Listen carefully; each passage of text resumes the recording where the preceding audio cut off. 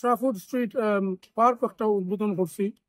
এটা মা কানভিল এবং রিভারসাইড হাউজিং অ্যাসোসিয়েশনের মাধ্যমে হয়েছে। আমরা কাউন্সিল এটা তারা লোকের পার্টনারশিপ। এটা এই পার্ক এটা আসলে অনেকদিন মানে রাখা আছিল, কোনো আছিল না, কোনো কাম হয়েছে না, আমি ফালাইল আছিল।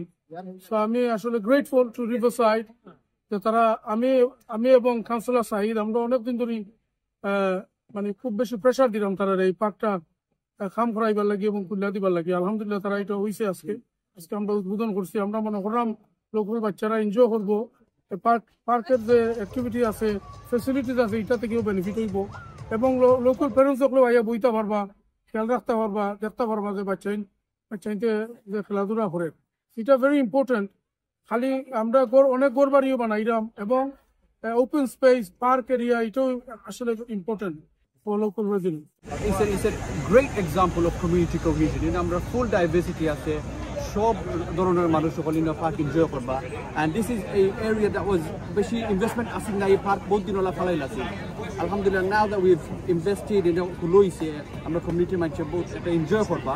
and more importantly এটার আসলে project was meant to open 2 years later.